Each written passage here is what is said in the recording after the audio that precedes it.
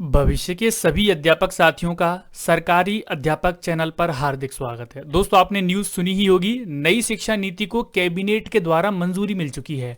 तो इसमें अब जो चेंजेस होने थे वो चेंजेस हो चुके हैं और सरकार 2 से 3 महीने में इस नई शिक्षा नीति को लागू भी कर देगी। तो अगर आप एक शिक्षक बनने की दौड़ में शामिल हैं, अगर आप सीटेट परीक्षा की तैयारी कर रहे हैं, यूपी टेट की परीक्षा की तैयारी कर रहे हैं, सुपर टेट की परीक्षा की तैयारी कर रहे हैं या फिर केवीएस DSSB की तैयारी कर रहे हैं, तो ये वीडियो आपके लिए बहुत इंपॉर्टेंट है। अगर आप एक पहले से ही प्राइवेट या फिर गवर्नमेंट टीचर हैं तो भी आपके लिए ये बहुत इंपॉर्टेंट है। अब देखिए, बात ये आती है कि बहुत जल्द नई शिक्षा नीति लागू होने वाली है और जो आगामी शिक्षक भर्तियां हैं, जैसे केवीएस की न्यूज़ आपने सुनी होगी, केवीएस में वैकेंसी आने वाली हैं। इसके अलावा सुपर टेट भी आने वाला है। तो ये जो नई शिक्षा नीति के प्रावधान हैं वो उसमें भी अप्लाई होंगे। तो कई सारे प्रावधान हैं जिन पर हम आज चर्चा करेंगे। इसमें सबसे पहला जो बड़ा प्रावधान है वो बीएड को लेकर है। 1 साल, 2 साल और 4 साल का बीएड लाया जा रहा है। मिड डे मील योजना में कई सारे चेंजेस हैं, आपको पता होना चाहिए। इसके अलावा राइट टू एजुकेशन, जो 6 से 14 वर्ष के बालकों के लिए अधिकार है, उसमें कुछ चेंजेस हैं, तो ये भी आपको पता होना चाहिए। और आपकी भर्ती में, आगामी भर्ती में यहां से सवाल भी पूछे जाएंगे, तो ये भी इसलिए इंपॉर्टेंट है। SCMC की स्कीम लाई जा रही है। इसके अलावा जो सेकेंडरी लेवल पर TET लागू होगा। इसके अलावा एक शिक्षक बनना अब आसान नहीं है, शिक्षक बनना बहुत मुश्किल हो जाएगा। आपको टेट, सुपर टेट के बाद भी आपको इंटरव्यू भी आपका लिया जाएगा। इंटरव्यू लेने के बाद आपको देखा भी जाएगा कि आप किस तरह से टीचर स्कूल में पढ़ाते हो, तो आपको डेमो भी देना होगा, आपको प्रेजेंटेशन भी देनी होगी। तो चलिए शुरुआत करते हैं। अगर आप किसी भी टीचिंग एग्जाम्स की तैयारी कर रहे हैं तो सरकारी अध्यापक चैनल को आपको सब्सक्राइब कर लेना है। इसके बराबर में जो बेल आइकॉन बन के आएगा उसको ऑल पर सेट कर लेना है। तो चलिए शुरुआत करते हैं। सबसे पहले एक अथॉरिटी बनाई जा रही है, एक रेगुलेटरी अथॉरिटी। जैसे जिस तरह से बड़े बड़े जो ऑर्गेनाइजेशन होते हैं, उसी तरह से शिक्षा के क्षेत्र में एक अथॉरिटी बनाई जा रही है, स्टेट स्कूल रेगुलेटरी अथॉरिटी। ठीक है, इसमें जो चीफ होंगे वो शिक्षा विभाग से ही होंगे। अब देखिए, यहां पर मतलब वही है कि शिक्षा विभाग के जो भी अधिकारी थे पहले, उनसे भी शिक्षा व्यवस्था नहीं संभली। अब वो SSRA में भी शिक्षा विभाग में मतलब चीफ बन जाएंगे और इसमें संभाल देंगे। ठीक है, तो ये एक तरह से मजाक सा है। चलिए थोड़ा सा आगे बढ़ते हैं। 4 साल का इंटीग्रेटेड बीएड कोर्स होगा जो आपको 12th के बाद कराया जाएगा। इसके अलावा आपका 2 साल का बीएड होगा जो आप ग्रेजुएशन की बात कर सकते हो। जैसे आपने BA, BCom, BSc अगर कुछ कर रखा है, उसके बाद आप 2 वर्ष का बीएड कर सकते हो। अगर आपने पोस्ट ग्रेजुएशन में MA, MSc या फिर MCom कर रखा है, उसके बाद आप 1 वर्ष का बीएड कर सकते हो। तो ये जो बीएड की व्यवस्था है वो 3 खंड में लाई गई है। एक 4 साल का बीएड होगा आपका, एक 2 साल का बीएड होगा और आपका एक वर्ष का बीएड होगा। चलिए आगे बढ़ते हैं। एक early childhood care and education एक व्यवस्था लाई जा रही है, जिसमें जो आंगनवाड़ी केंद्र वगैरह हैं उनको जोड़ा जाएगा स्कूलों से और बच्चों की देखभाल के लिए इसको बनाया जा रहा है early childhood care and education. ठीक है, शिक्षा व्यवस्था में ही इसको ऐड किया जाएगा, तो इसको भी आप याद कर लीजिए। जैसे आप CECE ऐसे कॉन्टिन्यूअस एंड कॉम्प्रिहेंसिव एजुकेशन जैसे जो टर्म होते हैं उनको याद करते हो अपने एग्जाम के लिए, तो आपको इनको भी याद करना है। ECCE क्या है? तो early childhood care and education है।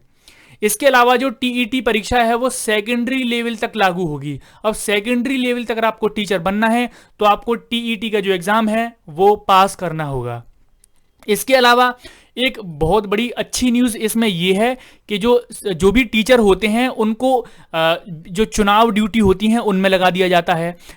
उनको BLO की जो जनगणना वगैरह होती है उसमें लगा दिया जाता है। तो कई सारे कार्यों में उनको लगा दिया जाता है। तो सारे जो गैर शैक्षिक कार्य हैं उनको सभी से हटाया जाएगा और उनको केवल चुनाव की ड्यूटी में ही उनकी ड्यूटी लगेगी। जब चुनाव होंगे, क्योंकि आपको पता है चुनाव होती हैं 5 वर्ष बाद, और 5 वर्ष बाद फिर सेंट्रल गवर्नमेंट की होती है, स्टेट गवर्नमेंट की होती है, तो 2 से 3 वर्ष बाद केवल कुछ दिन का ही आपके लिए काम बच जाएगा।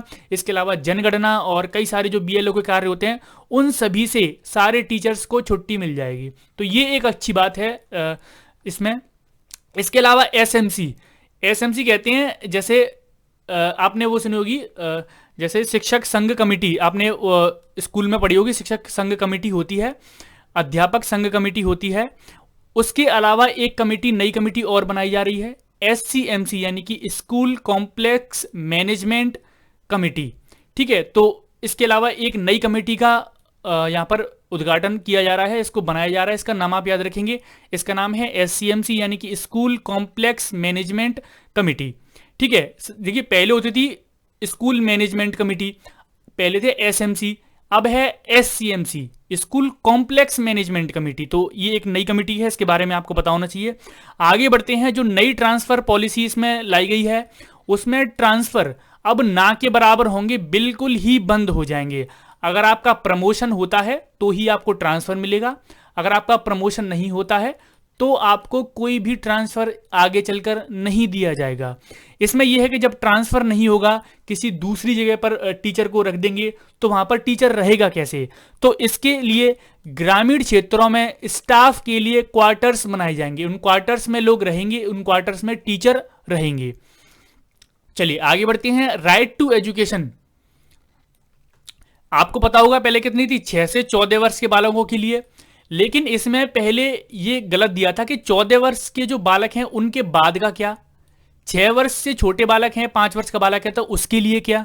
तो यहां पर इस चीज को खत्म करने के लिए अब 18 वर्ष की आयु तक राइट टू एजुकेशन जो एक्ट है उसको लागू किया जाएगा और ये कक्षा 12 तक रहेगा। ठीक है, कक्षा 6 और कक्षा 8 तक रहता था क्योंकि 14 वर्ष के बालकों के लिए था। अभी क्या है, कक्षा 12 तक रहेगा या फिर 8 वर्ष की आयु तक के लिए राइट टू एजुकेशन एक्ट लागू किया जाएगा। तो ये एक बहुत ही ज्यादा महत्वपूर्ण प्रश्न है आपके लिए। मिड डे मील योजना, पहले मिड डे मील योजना थी, अभी भी मिड डे मील योजना रहेगी। इसके अलावा हेल्दी ब्रेकफास्ट यानी कि जो सुबह का नाश्ता है वो भी बच्चों को दिया जाएगा। अब देखिए ये कुछ मुझे बिल्कुल भी समझ में नहीं आया। मिड डे मील योजना तक तो ठीक था, उसमें ही वैसे ही समय बर्बाद होता था, उसमें बहुत ज्यादा भ्रष्टाचार होता था। अब भ्रष्टाचार कर इसमें भी होगा, अब ब्रेकफास्ट भी दिया जाएगा तो अब डबल भ्रष्टाचार होगा। ठीक है, बच्चा गरीब है, उसके माँ बाप के लिए उसके परिवेश में ऐसे साधन उपलब्ध कराए सरकार जिससे उसको रोजगार मिल सके, उसको ऐसे ब्रेकफास्ट भी दे दो, मिड डे मील भी दे दो। तो इस तरह से जो बालक है उनको अपंग, उनको घर वालों को उनको वो ना बनाए, इस तरह से वो हैंडीकैप्ड बना दे रही है सरकार कि मतलब ये भी दे देंगे वो भी दे देंगे। अगली जो शिक्षा नीति आएगी उसमें ये बोल देंगे कि रात का डिनर भी दे देंगे, तो कोई काम भी नहीं करेगा और ना ही किसी पे ज़्यादा वो होगा। ठीक है, 3 लैंग्वेज बेस्ड एजुकेशन होगी, मैंने आपको बता दिया था पहले ही। एक तो स्थानीय भाषा होती है, एक हिंदी होती है और एक इंग्लिश। ठीक है, इसके अलावा फॉरेन लैंग्वेज का भी कोर्सेज कराए जाएंगे, बच्चे फॉरेन लैंग्वेज सीख सकेंगे और कई सारे रोजगार के थोड़े से अवसर यहाँ पर मिल जाएंगे बच्चों को। इसके अलावा विज्ञान और गणित, साइंस एंड मैथ्स को अनिवार्य कर दिया जाएगा सेकेंडरी लेवल पर, सीनियर सेकेंडरी लेवल पर। ऐसा नहीं होगा कि आप साइंस ना लें, मैथ्स ना लें, कोई और सब्जेक्ट ले लें।